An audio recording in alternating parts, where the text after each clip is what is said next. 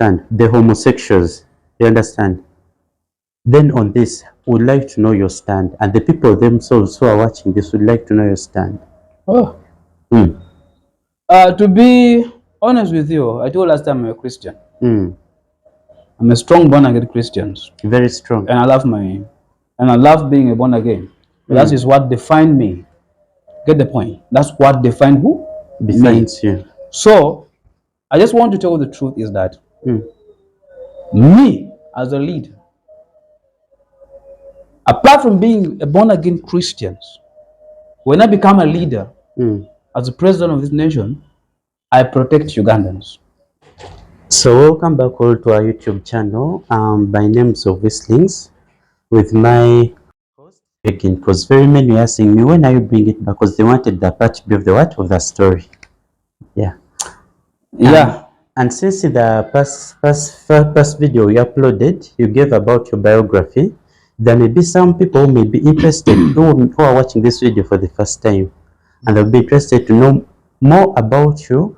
At least you can summarize shortly what was in the very first episode, your biography, and some of your leadership skills, just shortly. Uh, I just want to say my name is Kidega Michael. Mm-hmm. Mostly people know me as chef by profession because I did hotel management. I was born from Gulu, and I grew up during the war in northern Uganda, and we were also put in camp. But by God's grace, we managed to come over it. And most of my journey growth, I grew up from Masindi district by then, but now it's under Kirandongo district, which is Masindi Port. And that is where I also did much of my studies. I finished my P7s from Masindi Port Primary Schools. By then was under Masindi, but now under Kirandongo district. And then my senior four, I also finished from Chigumba Parent Secondary Schools. Yes, also by then was still under Masini District, but now it's under Kirandongo District. And then my first Form 6, I finished from Blessed Company Secondary School, that is also in Kirandongo District, in Chigumba. Of course, I sat senior 6 2 times. So my second senior 6, I did it from Crane High School, Tintale. So yeah, that is the one I used to join with it, the university. So during my school, I've been a stubborn student, and I've been trying all my level best to make sure that I be part of leadership. That's what I can tell you, my brother. So I've been part of leadership all through around. That has been me. So I've been a prefect. I've been a compound prefect from primary. I like just being a prefect, and At least then you're a leader in every I was a society. leader. Yes, I was a leader, and then I also joined. High schools. The same thing. The prefect. I was a mess prefect, guys. I love food. So from mess prefect, I went to other level of leadership within school until in Chambogo University. That's when I joined in 2017. Still the same thing. I love leadership. Yeah, I also ran for GRC. I was a leadership in my class. Yeah. Congratulations. Yeah. So with all the success, I wish you all the best, because I know it's not an easy thing, but with the God's grace, we shall win the what? We shall win the race. So from the first video we had, the very first interview I got with you, someone posted that, is he Katumba? Is he Museveni? Is he what? So I want to talk to the people. Why are you not Museveni's side? Why are you not on Besde's side? Why are you not on Bobi Wine's side? Which side are you?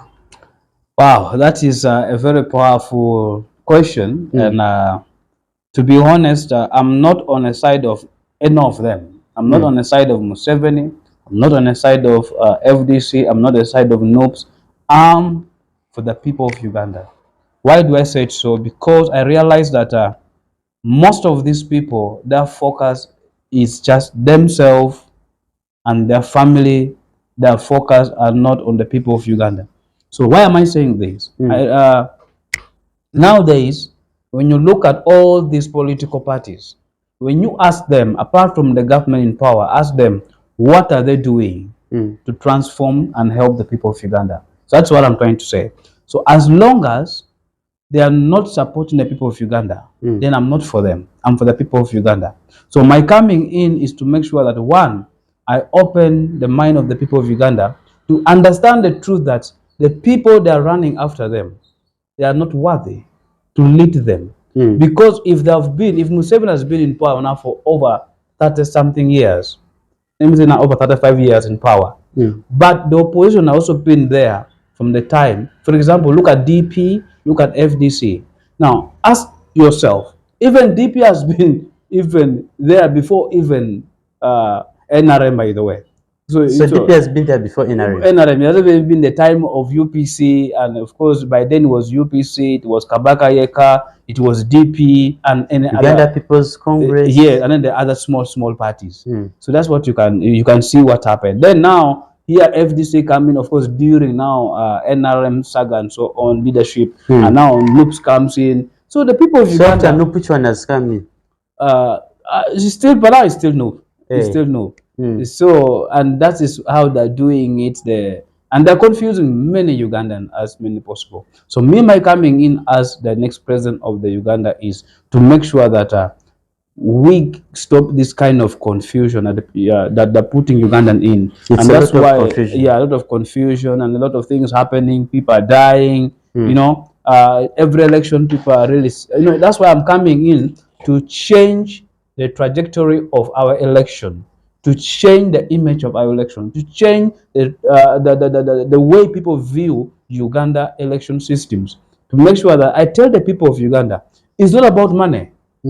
It's about someone's having idea to transform a nation and make a nation a better place. And that's what makes me different. I am not Museveni. I am not FDC. I am not Bobby Wine or any of their party. I am for the people of Uganda. My platform, Uganda Democratic Union, is not a political party.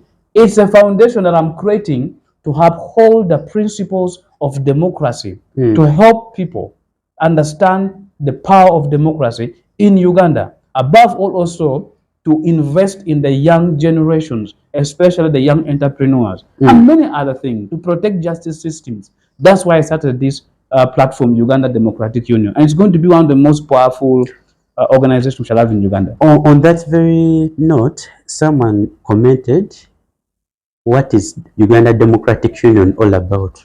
Yeah, as I said, Uganda Democratic Union is a non-profitable organization right now. I started this organization with the aim of upholding the principles of democracy. That's one.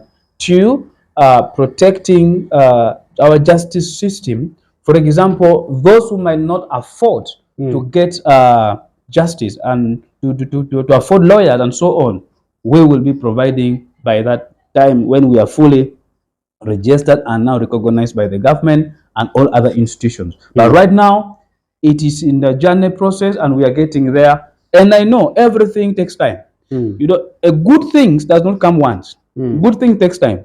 When you rush with things, that's when you knock yourself on the way. So I don't want to be like no, where they had sagas, they rush themselves about their parties and everything. Bobby Wine came with the people power movement, and then they rushed. They said, okay, he tried to register as a what? As a political party. It didn't work. Then they come for national platform. Someone claimed, okay, it's my party. They have to struggle. So all those saga. You see, when you come up with something that is you, the founder, and you're unique with it, and you have the brain over it, the name is not an issue. What matters here is the brain behind the person, the brain behind the organization. So someone can fight for a name. It's okay. So if Bobby Wine had a vision, had a dreams to develop this, surely there would have been all this saga, because I would have said, I don't have time to waste to go to court. Take it. Because what matter is, I am the vision bearer. Yeah. And I have it. So for example, no one can fight NRM. Why? Because Museveni is the vision bearer. From the time he said, let's hold gun and go to the bush war, up to now. So you can't change a vision bearer. So even if they say, let's change the name, and they really change it. Yes. From NRA, now they're in NRM, you can even change the way you want. Why? At the end of the day, what matters is the name is not the issue. But what matters is the vision bearer. Even now, I can tell people can say, okay, let's remove the name Uganda Democratic Union. You're wasting your time. Because what matters is the vision bearer. The person who brought the thing. Exactly. Yes. That's what matters. Yeah. Yeah, I'm very so grateful for that. So I'll ask you a small question. Like though you said about your leadership skills while in high school and all other places, campus, you became the GRC. So let's use for the issue of the GRC. You contested for GRC in Chambogo because there was a reason why. You understand? So and now right now you're contesting for the as a presidential candidate 2026, 2031 because maybe there is some one thing you want to change because we can't say that all is going well. You understand? Yeah. So can you tell us at least that one thing you would love to change in Uganda, given the chance you're the president of tomorrow? Wow. Wow. This is guy, this is good. To be honest with you, my brother, uh, there's a lot of thing that is going on. But first of all, as a historian, I'm someone who is not going to say I will not appreciate. I will not appreciate. Yes, when you look at Uganda since 1962, 1970s, during the time of Amin and the war, the 9 years of war, then during the time of the short president, and we have, and then here Museveni come. The truth is, there is something to be happy for. There's something to celebrate. Okay, so I'm not saying that the government is not doing something, but they are not doing it enough. You get the point? So that is what I can say. The truth is, the government of Museveni is doing something that because when you look at Uganda of 1980s and Uganda of now, it's not the same. Now, why me now? Why And why now? this time? Yes. The truth is that the time when Museveni went to Bush War to fight and come and to lead the Ugandan and whatever promise he made for them, the truth is Uganda needed someone to come in. So the problem by then, the problem that the people, our fathers, our great grandfathers were going through, really needed someone like a savior to come and deliver them. So Museveni was a solution. And indeed, he did his part. He transformed. But due to the growth and the change in the world, Uganda has grown. Uganda has changed. Right now, Museveni came in power when he was 30 something years. Now the guy is in 70s, even going to 80. Now some of us were children. Now we are old, now big people. We are in our 30s. So you get the point. Yeah, I So get the the point. problem of now is not the problem of then. So Museveni cannot. So let me first pose a question. Let me finish. So Museveni cannot solve our problems as the people of Uganda in our generation because the other generations, their problem was not our problems. Yes, For you're right. example, when you look at the generation of the people during the 1962, because their problem by then, they wanted their freedom. They wanted to get out of the British colonial rules because over them. That was their problem. Now immediately they gave them the power, and Kabaka was given as the king and the head of state, and then Obote became the prime minister.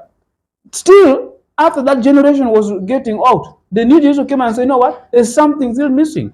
So the problem was different.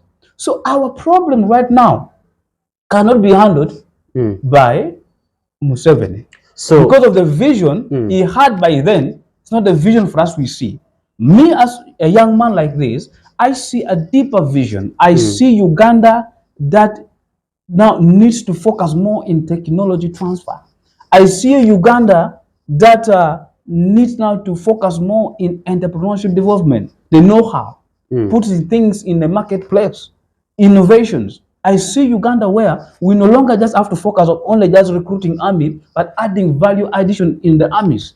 I am seeing a Uganda where prison is not just a place where we are putting people there and punishing them, but a place where people comes out of it and they're better people to transform others and in society. I see a Uganda where a police department is not about just because they're run by military, but run by civilian and they respect rule of law and order within, and they are strictly focused on the principles of keeping law and order. I see Ugandans where all the institutions under the government, they're fully independent. all the institutions. All institutions. Count them. The parliaments, the judiciary systems, the executive. They don't force the other. Each of them focus because that is the real principles of democracy in the country. Now, that is what I'm looking for as a young man that you see. That's what I'm crying for. So, when I look at me as me, what I can change right now is to tell the people of Uganda, and for those who are watching this video, I'm here to tell you that, guys, come up. Because one thing we did do is to change our mindsets. And the first thing I want to do is bring in the constitutional reforms. Why am I saying this? Our constitutions have the loopholes. And one of the loopholes in the constitutions that I need to speak about is that the power of the president has been given. I need to appreciate Museveni that in 1994, 1996, during the process of the constitution formations, that's when we got the 1995 constitutions. Yes, it wasn't free and fair, but still we can come out and try and say we have a constitution, something that governs us. But we need to come up now as a young generation. That constitution need to be reviewed and fully amended. Not just remove things here, amend here. No, the entire constitution need to be reviewed. Some power need to be removed. The power of the military into parliament need to be removed. Strictly let them serve the people of Uganda and protecting our territory. Period. That is it. So that is why I'm calling upon each of you to understand that. The other thing, I know most of you will agree with me. They should forgive me. I have to be honest, as a presidential candidate that is coming up in 2026 and 2031. To be honest, the truth, one of the biggest problems that I need to change, I want to be honest with you, for those who may follow me on my YouTube channel, Uganda Democratic, that's where I'm speaking more of these things. You can check it out. One thing is that the name Uganda is one of the problems why we might not be growing further and why we're not united, by the way. Because there's a certain group of people who think Uganda belongs to them. A certain group of people. And I'm sorry, this I will quote. Okay, as I quote, some of my brother Baganda, they think Uganda belongs to them, which is okay. Because I am proud of Baganda. Why? Because of what they did to contribute for the Uganda getting independent. But we don't need to put that mindset or mentality that because now the British respected us and given us the name because of Uganda, then they changed to Uganda. So we have that priority and love. That is why other part of the Ugandans, they don't feel like they're part of us. And that's why it's very hard for us to unite as a people of Uganda. Now, why am I doing this? My interest is what I'm doing, it has ever been done to other nations. Ivory Coast, they have just changed their name to Cote d'Ivoire. You get the point? Yes. So it doesn't cost us to change our name from Uganda to United Part of Africa or to the Part of Africa as a name that make everyone be proud of it, as part of it. So no one own it, no one take pride out of it. So those are one of the things I believe I would like to. So you want to mean that the Baganda are taking pride in it? They want to assume that all of it is theirs. I said, I quote. I said not all, some. Some of them. Some, of course, because of the name of the name and what was given to them by then. As of course they were the people who were so close to the British, and then of course for the sake of also making Kabaka happy, of course by then of course the British had to give that, and that's why the Mutesa was the first president and the head of the state, and the was the prime minister, unless the disagreement came between the two people, and now we have the Republic of Uganda. If it wasn't that, we would have still been under monarchy, but with the use of the prime minister. But it's not the body who changed the trajectory of it.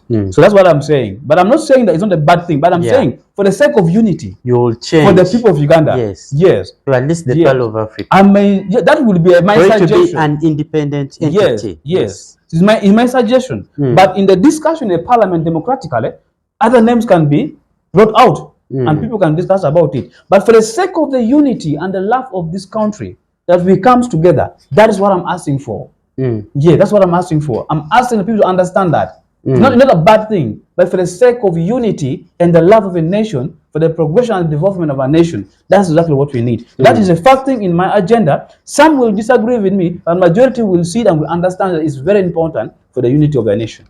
Yes. Yeah, this is really great. So I would like also to first ask shortly. Okay, like I think it may be a lengthy explanation, but I'd like you to talk about our financial budget, since we are approaching a new financial year. amid these challenges of air freight, because now most of the traders in town, they have just resumed work today. Yeah. You understand? And they have been given a temporary period of 1 week, is it? 7 days. You understand? They have removed the air freight stuff for 7 days, but they are bringing it back once the president talks to the traders. Yeah. So, how are you going to, which plan do you have for the financial budget amid all these challenges that are rising, where traders are striking, that the taxes are high, all those things? How are you planning to solve this? Wow, this is you came you came more than organized to tackle this. Because we want to prove to the people that you're capable of this, you understand? Yeah, It's always the confidence that you give to your people that they will always give you a go ahead and be like, yeah, our man will manage. To be honest, And the following day you become Chagulanyi. I want to say something here. I'm not looking for popularity. Because as a born again Christian, Jesus is already popular in me. Get the point? I'm not looking for what? Popularity. That my Father I serve in heaven is already popular in me. So to me, I serve my Father in heaven. That's the Lord Jesus Christ. So I follow the principle of the Bible. Now, back to your question. The truth is, when you look at our financial budget, all every year that they put in, June to July, wherever they do it, the truth is, our country is bleeding. You wonder, where is the money going? When you talk of the traders within the Chikubo, okay, to be honest with you, my fellow Ugandan, they are overtaxing. They're doing double taxing. Ask yourself a question. Why are other companies leaving Uganda? Look at ShopRite. They were employing a lot of Ugandans. Yeah, but right now, ShopRite did a great job. Yeah, they closed. Now, we have the problem of unemployment. And when this company closes, the number of unemployment increases. See that? Why all these assets are of overtaxation? Now, we might not refute overtaxation, but let's also look at the uses of the tax. Where is the tax going? It is to construct roads. Yeah, but where? Which road? My fellow Ugandans who are there can bear me witness. Look at your Kampala road, which is called the capital city. They use these taxes to construct Very roads, good. Now let me tell you, power, do all those due things. to the level of the corruptions in Uganda, our taxes is being misused. Apart from that, our budget that every financial year they're releasing trillions of money and whatever it is. What are you seeing? You're seeing that the army takes the better percentage. They're over in billions, almost. You see? Now, the police, of course, I understand. Museveni's a soldier. Guys, what do you expect? Yes, invest in his very good. You have to, but at the end of the day, also, if you take a walk on the old Port Bell Road, right from town up to Luzera, where it ends exactly, they are doing a great job. Yeah, I'm not refusing. What I'm trying to say is, when Museveni is investing in the army, yeah, it's good because it is helping us in terms of security. But we need to be critical in terms of those budget when we are planning. But we also look at the reason why Ugandans they are crying out, and I want to be honest with this statement, is that one, where they're placing our money for the tax that we pay. Now, two, the other things is that our budget is being sponsored. Half of them is through donation or grants we receive from United States. We receive it from the United Kingdom and other. We now have Russia, is China, whatever it is. Yes. You see the point?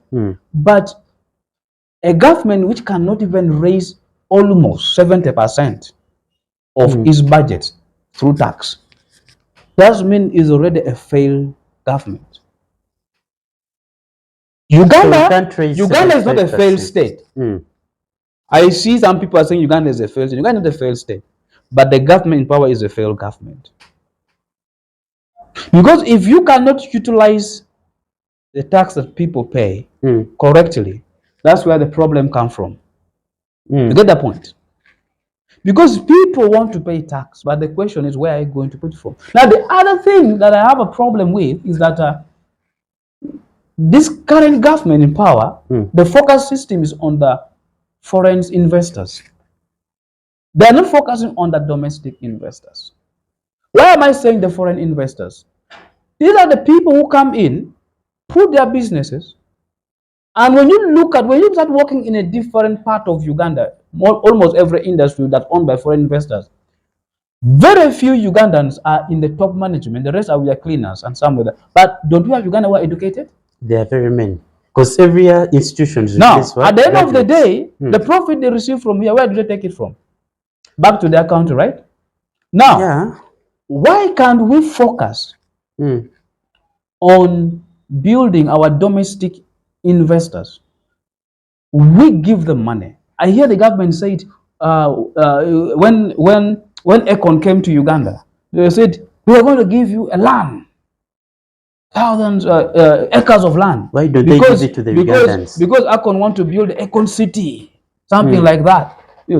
But we have Ugandans who are willing not employed, but they are willing to work. Willing to invest money to start a business, to employ other Ugandans. The profit they get, they put it in. That's why in my government, when I'm coming into power, you, the people of Uganda, I am promised of raising 2 million domestic investors in 5 years.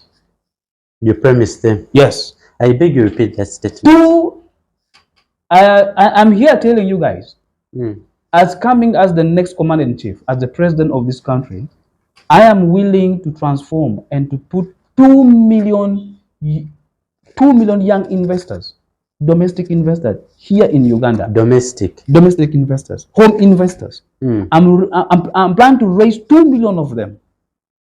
2 million home investors. All these efforts to produce a self-sustaining Very economy. good. I'm trying to do it because I want to produce a self-sustaining economy. Why am I saying 2 million? Because from there, they will all have employment, employing Ugandans. We will even need again more people. We shall even begin asking our sister Kenya that please help us with more workers. We need them. So instead of them going abroad, and I will ban this nonsense of labor exports. This should export labor. Why should I export people who are talented to go and work abroad when we can invest money in them and they can start a business here to progress our nations? So it will be there, but in a very low percentage.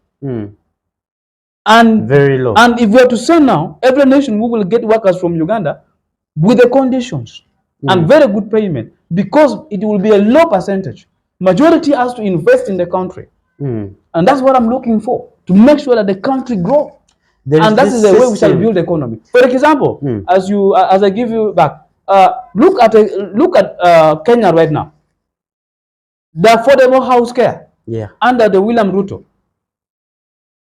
And this is working. And William Ruto is transforming life. And affordable house care so far has employed over thousands and even towards the millions. This is all you're aiming at. Yes, we are aiming of making sure Ugandans themselves benefit and they grow and they invest and develop their money from here in Uganda. Someone talked of the minimum payment. Yeah. And you said you'll be setting conditions for those, let me say those who like labor export, you understand? So some of these conditions, will minimum payment be part of it? To be honest, because there are some people who are taken outside, you understand, to work, and their bosses deviate from the agreed amounts of payment, you understand? But after an agreement, before what? Going to the workplace. So how will you make sure that these laws? Now, to be honest, you people, there's some of things, they what we call an executive order. But to allow, because when someone comes into a president, they what they call you 100 days in power, in the seat. You have 100 days to sort some few mess that you see, to set up the country, to set up. I want to be honest with you, to tell you this, that the issue of minimum wage payment has been a problem. Our parliament have tried the issue. The Ugandans, we still don't have a minimum wage payments. So you find that me have been employed by different companies before I came out and started doing my own personal business. I've realized that most foreign investors determine how much they want us to get. And because of that, our government is not putting much effort on that. Now, since the power has been given back to them, so what happened is someone will tell you, I'm going to pay you 100,000, 200,000. Now, the moment you start bargaining, they will tell you, please, sir, you can go, because they believe there are those who are desperate. Now, the government has put that in their mind that there are other Ugandans who are desperate, they want to work. Now, that kind of mindset is what I want to change. That we set a minimum wage payment. If we set a cleaner in Uganda and 300,000. Why 300,000? Because we know we're going to remove NSSF, pay as you earn, and so on, something like that. At least 250, something like that. Remain its clear salary. At least someone, a cleaner, who is paying his own rent, can pay rent for 100,000, 150, 50,000 he can use for eating food. Maybe 100 can eat food, and then 50, maybe 50 he can save it for future. Yeah, use. Yeah, you're very, very, very talented young man. So, because, okay, for me, my concern, most of the people, there is a video I posted recently when there's something they did for the MPs. You understand? So, all those things, the high payments for the MPs, they pay them highly. Plus the allowances, all those things. Are they the things that are making people say that Kampala is not affordable? What makes people say that? Now, to me, I will tell you open. Is Kampala affordable or not? Kampala right now is not affordable. But is it good for it to not to be affordable? But in my government, it will be affordable. What am I saying? And it should be everyone's joy. We are looking at, you're asking why a member of parliament that being paid. The issue is not about the amount of money why a member of parliament being paid. The issue is the number of member of parliament. And what are they doing? That's my problem. I promise to bring back the regional leadership. So this will help me to scrap all these bunch of a lot of member of parliament who are not contributing a lot of things in our economy. But they are instead draining the economy, and we are drying every single day. So why am I saying this? Is that, to be honest with you, that we will have governors. I will introduce governors. So the Eastern's governor, the Northern governor, the Western governor, the West Nile governor, and then the Central governor, something like that. With few leadership, but well organized.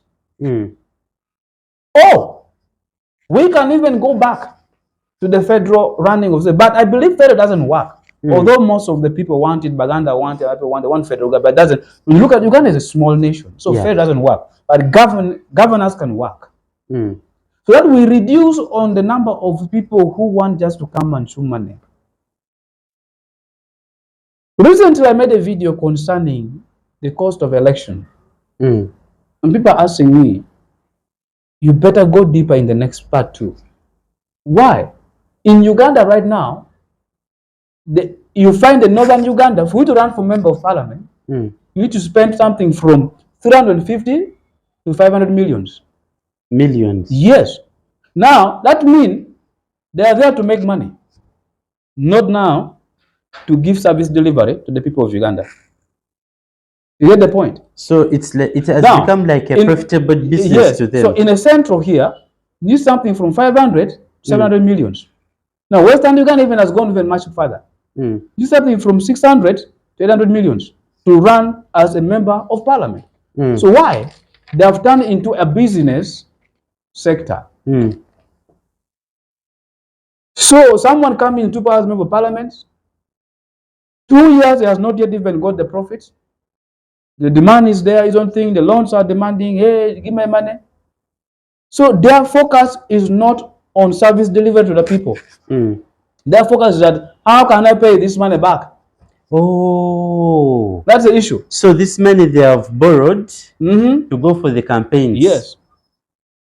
After winning the elections, when it's successful, their goal, how do I pay back the money? Because what I know, Your party does not give you full 100%. Of course, your party contribute, but not 100%. not 100%. So if you're to spend 600 millions, the party will say, first shall give you 300 millions. So one has to look for 200 millions.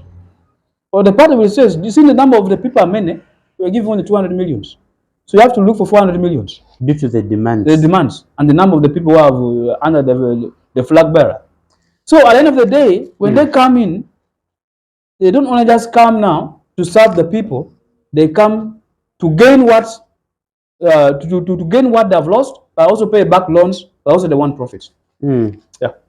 So now, how are you going to manage this? Because elections require a lot of money, campaigns and all that. You understand? So here you've not come under NUP, you've not come under FDC, you've not come under NRM, and you've not come under PLU, and you've not come under Independent. They DP all those things. Because had you come under those parties, let's say that they would have contributed, let's say, 50%. So how are you going to face this?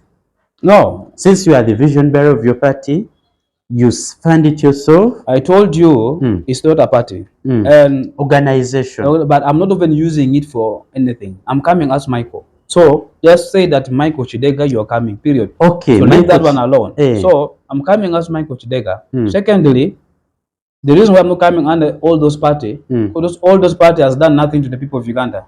Where are they taking us? Nowhere. Who is there? You're busy running after NUPS. You're busy running after FDC. You're busy running after DP. You're busy running after Alliance for National Transformation. You're busy running after NRM. Now, apart from the NRM who is in the government, I think they have done something, but to a smaller extent, as historians. But the rest were there as opposition. Ask them, what have they done? To even hurt me more that even his government has to pay them to run them. So have you ever heard them doing fundraising? Have you ever heard that FDC or maybe DP, they have a project that hand give them profit, give them money to run their own business or their programs? That's the problem. So what I'm trying to say is that I can't join any of those. I'm coming as me, and I'm me. If I'm done, I'm done. That is it. If I didn't go through, that is it. But I am for the people of Uganda, and that is period. And the people of Uganda has to make a decision. Get out of whatever people are telling you. Stop running after money. It's time for ideas, time for making transformation and change. The very important thing is change. Period. Among my questions, I was about to ask how you're going to solve the problem of unemployment. But if you've been following well, I shouldn't ask that question. Because you've really answered it. And then, so right now, people like the way they want to know about people's stand on the issue of LGBTQ. You understand? The homosexuals. You understand? Then on this, we would like to know your stand. And the people themselves who are watching this would like to know your stand. Oh. To be honest with you, I told last time I'm a Christian. I'm a strong born again Christian. Very strong. And I love being a born again. That is what defined me.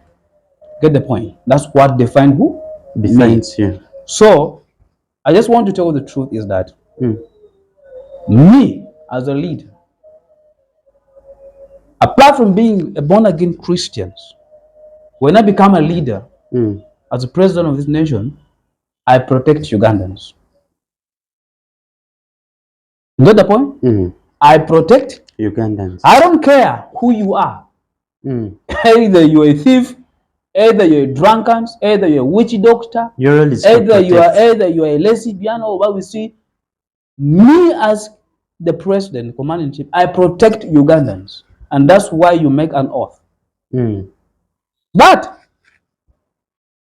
there are systems put in place that governs the rules of law in every state. That's why we shall have ministers of gender, the responsible cultures, family, and so on. That is it. So there must be strict rules, and that means the issue of homosexuals should not be a concern to the people of Uganda right now. While we have bigger issues that eating us, we need to develop. We need to We need to grow. We need to develop. There's big investment need to come in. We need to see how we can get out of unemployment. There's thing that is deeper than being talking about that. We need to sign the people like the religious leaders, the cultural leaders, the family leader. When you come and tell me my son is an LGBTQ or a lesbian or a gay, something like that, I will understand it. Yeah, it's an issue. But where were you When it became what it as is. a mother? The question is that the Ministry of Gender has to find out, did the parents support it or not? Secondly, that family didn't come up from nowhere out of the blue. They're under a certain culture. What did the culture say? The cultural leaders. I believe that family is not just there by just coincidence. They have a belief that they believe in. Either they're Christian, they're Catholic, they're Protestant, they're Muslim, there's something. What is their religion saying about them? You get the point now? So it is their responsibility to make sure that we are, because I can't tell as a president, I'm going to do everything, run here, run there. Of course, I cannot be, like, for example, pushed by another nations to put something that which I don't want. But it's this responsibility of this ministry to do their work. But for me, if I find out they're already here in my country, my right is to protect them. Not to kill. Not to kill them, not to chase them away. Not to take to prison. My right is to protect them. The Ministry of Gender is responsible with that guidelines and the principle and rule to see how we can deal with that problems. I'm not going to focus on that problem. That's not a big problem we are facing as people of Uganda. Get the point? So that is me. That's you. Do you have a right? As according Uganda is signed up to the international law and human rights law. So issue is one. They have the rights to the education, yes. They have the rights to healthcare, yes. They have the right for the housing, yes. The other thing, they're misunderstanding. Another thing, Minister of Gender has to sort it out. Because the right they're having, because they're Ugandans. Every Ugandan have to have a right to education, a right to healthcare. Simple. As long as you're Ugandan, that if they're not Ugandan, then take them back to their country. Why should we suffer? If you have an American, so you take them back. But if they're Ugandan, let's figure out how to. We need to. You can't. In a home, not every child will be the same. If you give birth to 4 children, what do you expect? The other are going to be more better than the other They'll one. be good and bad, yeah. The other one who is going to be a thief, the other going to be a drunkard. So you're going to force the drunkard. It's you to make sure the drunkard come back to your line. It's the role of a family. Cultural leaders, religious leaders. We, the government, we also give the ministry that response for that. So work together and fix. So that we have a nation that is well versed and well organized system that is working. Me as a president, my focus is, can we fight out of unemployment? Can we figure out the country and make the country a better place? That is it. Because I'm not going to stay in power for the rest of my life. When my time comes, I will go, someone else will come. Because my vision by then will be to solve that problem by then. Someone else will come with a better vision to transform the country forward. Period. Problem solved. So for you, your role will be to protect. Then it will go back to the cultural leaders. Minister of Gender. And the cultural leaders, religious leaders, and the family. Yes. So where does this leave the part of the religious leaders in churches who say they don't support this? You see, I don't like to hear those things. I'm not offending any religious leader here. To be honest with you, I'm going to be open. Ask me a question like, the same Ugandans that the government is trying to make them a good citizen, that they run outside, they burn tires, they destroy glasses. Are those the same youth Ugandans who are going to church every Sunday? You're right. Do you have a different Ugandans? So to be honest, do you have Kenyans or Tanzania one coming to burn tires in this country? And they go back. And they go back? Do you have guys, you comment on that. Comment and let him know. Do we have someone from another country like Kenya, Tanzania, who come and burn tires? They go back. And they go back? No. We are the very people. We are the very Ugandans. The youth that the government is fighting every single day and night to make it a better nation. They are the same people. Tomorrow they will go on Sunday to pray either in the Catholic, Protestant, or any denomination, either born again church, Panero, Watoto church, those are the same youth. So what do you say about it, that?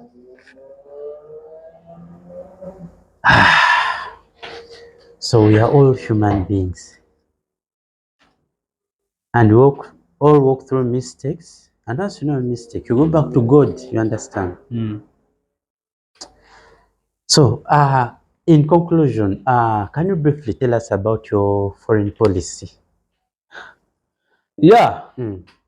No one's an island. Yeah. No one is an island. So we work with others. My foreign policy is clear.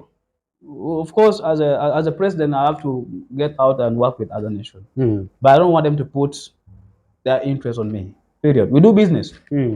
Yeah, we do business. So of course, we believe in standing together with the issue of the climate change. Yes, focus on the climate change issue because it's a bigger thing happening. They're looking at peace and stability of the entire nation, the world, as according to the United Nations Charter. Yes, we are looking at all that, food security, but also as our president, we thank him for his hard work. Is taking the peacekeeping in Somalia, peacekeeping. Those are the things. Me as Michael Chidega, I will continue with those kind of foreign policy, because if your neighbor is not fine, then you're also not fine. So I will continue with that to make sure it works. And then also, Uganda is signed up on the refugees, international refugees. So at the end of the day, we will have to figure out a lot of things. Yes, we will continue, but also see how to balance the card. Yes, so still, my foreign policy still goes beyond that, and creating strong relationship with other countries. I believe a nation like Vietnam, Taiwan, they're good at technology. I would love to create that impact with them, and also create business between Taiwan and Uganda, and we see how to develop, and also United States and Uganda. So we continue to move forward and develop our diplomacy in all part of the country. And I believe by then, as a president, I will produce the office of diplomacy in my government to make sure that we handle it very well together under the Ministry of Foreign Affairs. Yeah. Yes. So, in conclusion, can you sum it all up with your cost message to the people of Uganda? Thank you. To my fellow Ugandans who are watching, this is what I can say is that it is time for a mindset change.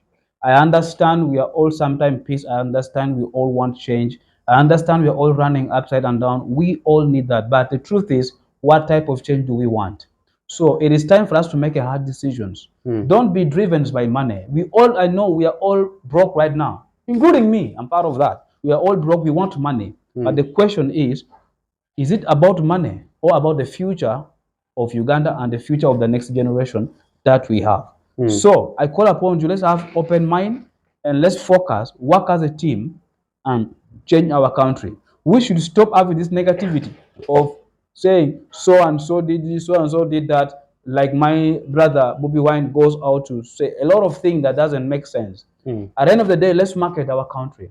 You see, Uganda is ours. We are not going to go anywhere. We are not going to run anywhere. Come rain, come sunshine, We are here. we are here. So let's focus and love our nation. When you're going out, market the country.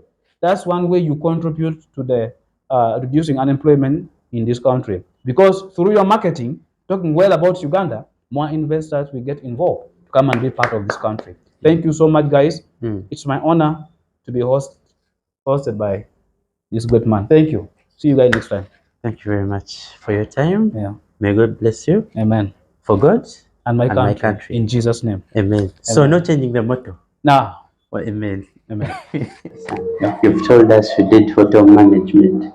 Most of the people, they can go for a course, they specialize in that, but in actual sense, in daily life, they are completely earning from a different what? Different career. You understand? So I'd like to know what's really your skill that you're really earning from at the moment. To be honest, is that even during my time of campus, I was really working at Cafe Jawas. Oh, so I am so happy, guys, to tell you that yeah, I'm a product of Cafe Jawas in terms of good care of customer care, and yeah, and managing customer expectation. So I was a waiter at Cafe Javas, and I was well trained, and I'm so happy for Mandela. Mandela trained us, and he helped us, and Mandela is my very good friend. My very good friend. Whenever you see me, you will remember that. Yes, it's my very good friend, and I had a very good time with Mandela and his brother Asan. Yes, his brother Asan. So I'm so happy that my foundation of real work started from Cafe Javas as a waiter, and then from there I joined Kampala Serena Hotel. At Kampala Serena Hotel, I started as a casual, yeah, casual in banquet, the casual worker, yeah, and then I kept upgrading, yes, like that until that has been my work, and then I came to other places like Cash Launch. I also worked with Cash Launch, yeah, as a manager there, as a restaurant manager, and then Ushiri Hotel and many other places. Yes. So after some time, I decided I decided just to start something of my own, which is called Coach Express Hotel and Restaurant Solutions. Yeah, it's not a fully registered, but I'm someone who is more passionate in seeing how I can help society and make things work out. So, using my knowledge of hotel management experience, I started doing menu costing and menu designing and customer care training. So far, I would say that so far I've changed 5 restaurants within Kampala. Five restaurants, yes, and I'm proud of that. And most of them, they're out there and they're doing very well. And yeah, and I'm so happy for that. That is my initiative. That at least I can say I'm not just only sitting, but I'm transforming my country with my knowledge. So whenever you go in a place and there is change, it means you yourself you carry change. Yeah. You understand? Yes. So this will give us hope. Me personally, as me, it will give me hope that if you can go to other places, you offer change. Yes, that's true. Then you have some, let me say, call it some little experience. Yeah. And use to implement change. Yes. In our country generally. Yes. Yeah. So, if I may ask, what really inspired you to pursue the presidency at such age of yours? I won't say young, I won't say young age, okay, at that age of yours. And how do you believe that you yourself will benefit the country? Oh, that's a very good question. Yeah. You see, my service has been more of community work since when as a child on campus. Yes, that's why I even stepped down from my job working for people and start doing my own business to try to change communities and try to change people's job, give them hope, do my best as I can. And I joined different entrepreneurship centers, trying to make sure that at least something comes out and people can get something value addition.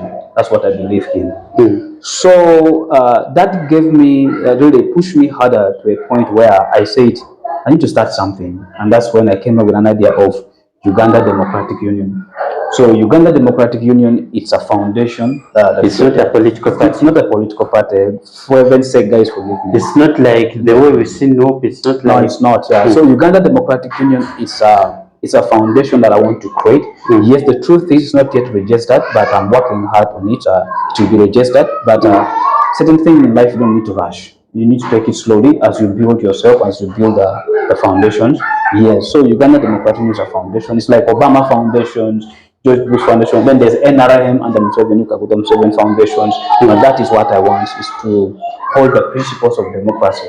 So that's the way I can move into society. So even like during COVID-19, that's the same thing we did. And when you go to our YouTube channel, Uganda Democratic Union, you will see some of the video of donations we've been doing it, and people gave some money, by the way, and we distributed some food to the people in the community. That is what makes me different from others. I'm someone who is so passionate for the community, seeing that how can I change community, how can I make community a better place. Now, because of that, that gave me a strength that, you know what, not only that, just do the thing of community, there's a lot of things happening in this country. So due to lack of resources that I have, I'm telling you that I don't have yet a lot that let me move. But the little you have, you can handle it. Yeah, the little I have, I'm trying to use it very well to make sure that I help my community.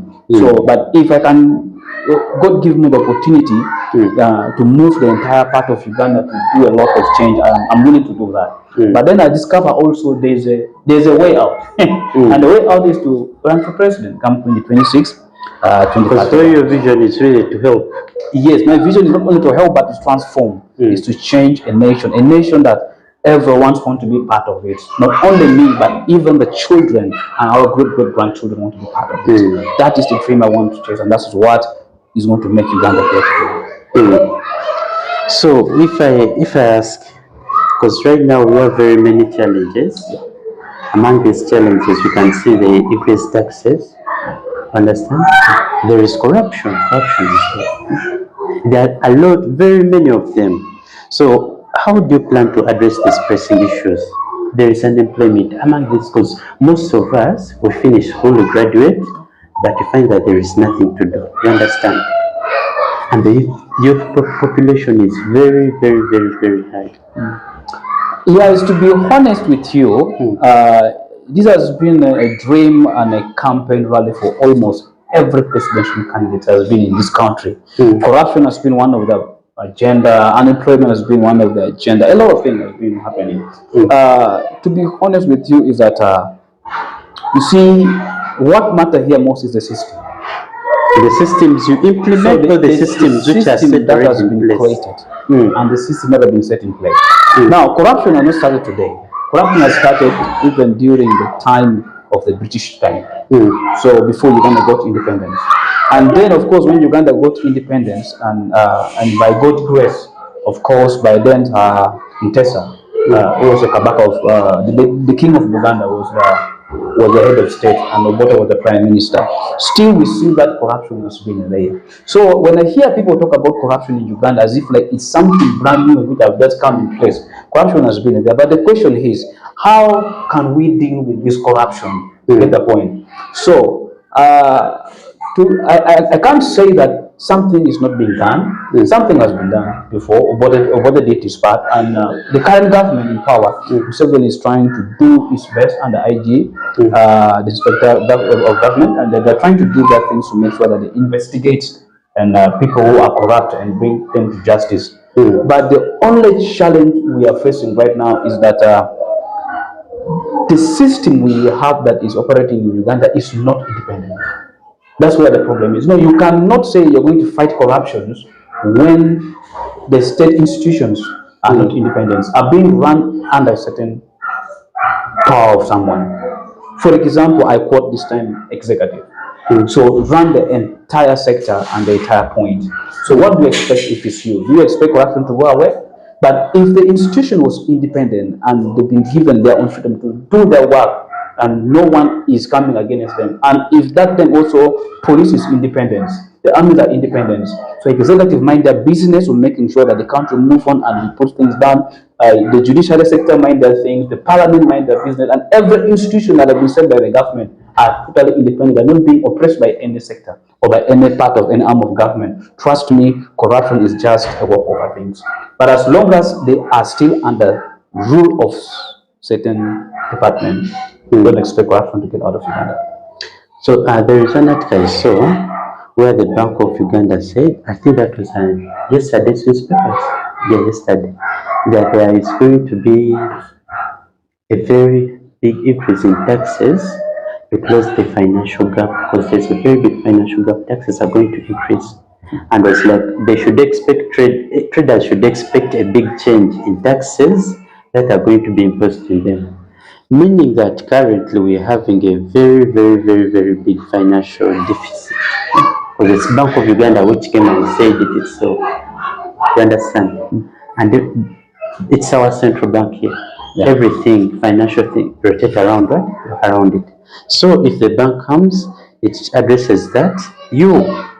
Let's say you as now the president, you love what? Address this. You get it? So how will you start with this? Because there are very many, but at least there are some crucial points you should start with. You understand? Financial is something crucial.